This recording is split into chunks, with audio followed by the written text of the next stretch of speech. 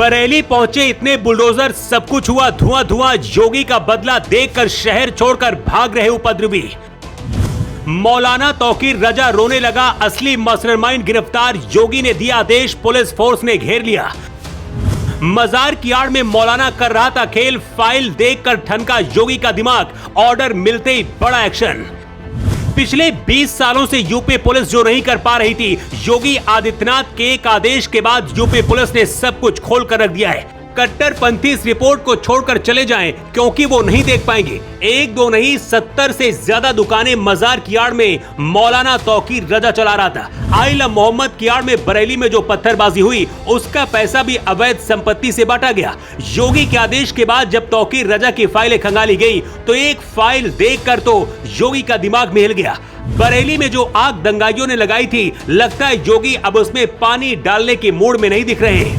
हर उस गुनहगार का हिसाब करके ही मानेंगे जिन्होंने इतनी बड़ी साजिश रची। योगी का ऑर्डर मिलते ही कई उपद्रवी तो शहर छोड़कर भाग रहे हैं, लेकिन यूपी पुलिस घेर कर खड़ी है और बिलों से दंगाइयों को निकाल रही है। इसी बीच मास्टरमाइंड मौलाना तौकीर रजा पर बुलडोजर चलाने का आदेश मिलते ही हड़कंप मच गया। बरेली में मजार की आड़ में जो खेल मौलाना खेल रहा था, खुलासा हुआ तो योगी का विरोध करने वाले भी अब योगी से कार्रवाई की मांग कर रहे हैं। इस रिपोर्ट को कट्टरपंथी नहीं देख पाएंगे, लेकिन अगले 2 मिनट में जो हम आपको बताने जा रहे हैं, आपका नजरिया बदल जाएगा। बरेली पुलिस ने अपनी FIR में बताया है, हिंसक भीड़ कह रही थी कि तौकीर रजा ने कहा है कि आज शहर का माहौल बिगाड़ना है, चाहे इसमें पुलिस वालों की हत्या भी करनी पड़े। मुस्लिमों को अपनी ताकत दिखानी है। इतना ही नहीं, आइला मोहम्मद को लेकर हुए इस प्रदर्शन में अपराधियों को बुलाया गया था। दूसरे जिलों के लोग आए थे। भीड़ के बीच ये नारे लग रहे थे, गुस्ताख नबी की एक सजा, सरतन से जुदा।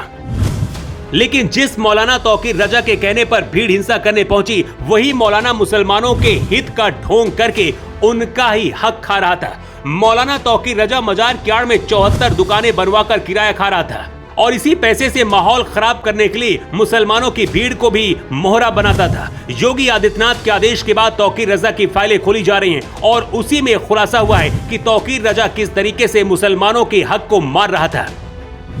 1992 में नावल्टी चौराहा मुख्य बाजार पर पहलवान साहब की मजार की देखरेख करने वाले व्यक्ति को तौकीर के लोगों ने साजिशन हटाकर अपना करीबी बैठा दिया। इसके बाद मजार की आड़ में दुकानें बनवाई जाने लगी, जो कि अब 3 मंजिल तैयार हो चुकी है। तौकीर पर्दे के पीछे रहता, जबकि उसका करीबी नसीब दुकानों से किराया वसूल कर उसे पहुंचाता था।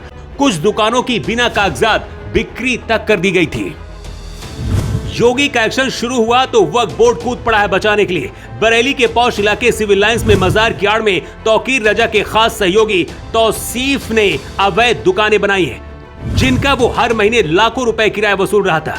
निगम की टीम इन दुकानों को सील करने पहुंची तो वहां पर पोस्टर लगा था, जिस पर लिखा था, इन संपत्तियों का किसी व्यक्ति या राजनीतिक संगठन से कोई लेना देना नहीं है। ये वक्फ बोर्ड की संपत्ति है, जिसका मुकदमा हाईकोर्ट में चल रहा है। योगी को रोकने के लिए वक्फ की संपत्ति बताई जा रही है, लेकिन योगी का सीधा आदेश है, कानून के दायरे में तौफीक रजा और उससे जुड़े हर नेटवर्क को खत्म करना है।